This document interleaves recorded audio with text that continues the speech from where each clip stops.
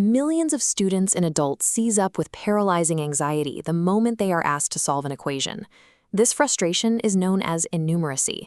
The root of this anxiety usually starts in early education, where math is taught using naked numbers, abstract symbols completely disconnected from physical reality. The human brain constantly struggles with this approach.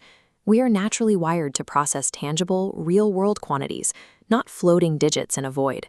These ancient carvings show how early civilizations anchored math to the physical world, using distinct tallies and symbols that mirrored the specific items being counted. Math anxiety is rarely a reflection of intelligence. It is simply a failure to translate an abstract symbol into a tangible reality the brain can actually read. The team at Math as a Second Language Inc. recognized this disconnect and developed a framework to completely reframe how we teach mathematical concepts. Their core proposition is mathematics should never be treated as a disconnected series of calculation tricks.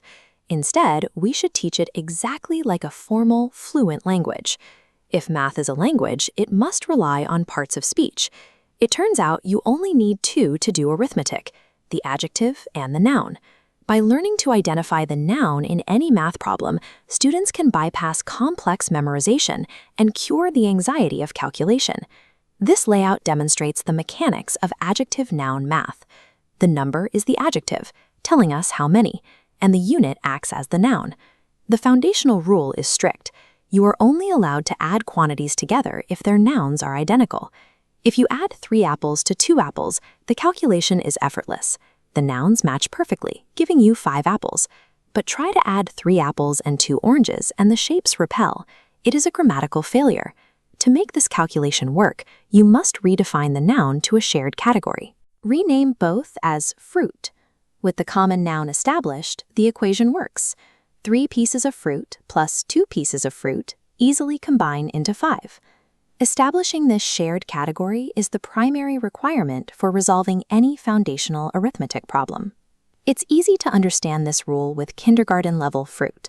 But does this syntax hold up against the complex mathematics required in upper elementary grades? Look at a standard place value problem. In this framework, the digit in the column is the adjective, while the column itself, like tens or hundreds, is the noun. To add these columns, we are simply grouping identical nouns together. It works for fractions too. Students panic over denominators because they mistake them for numbers to calculate, rather than nouns to match. Adding fractions is exactly the same. You add the adjectives together while keeping the noun, the denominator, identical. Decimals follow suit. Writing 0.4 as 4/10 clearly shows that adding decimals requires the exact same common noun rule. Adjective-noun math eliminates the need to learn different rules for whole numbers, fractions, and decimals. They are all governed by the same linguistic law. Students traditionally bear the massive cognitive load of memorizing dozens of distinct operational rules for every new math concept they encounter. That burden vanishes when you replace it with one unbroken law of grammar. This perspective moves math from a collection of abstract symbols to a readable system. It makes equations as easy to follow as a simple sentence. This is the core of math as a second language. By defining the parts of speech, notoriously difficult mathematical concepts become simple ideas that are impossible to forget. When we focus on the grammar of arithmetic rather than rote memorization, we gain a level of mathematical fluency that stays with a student for life.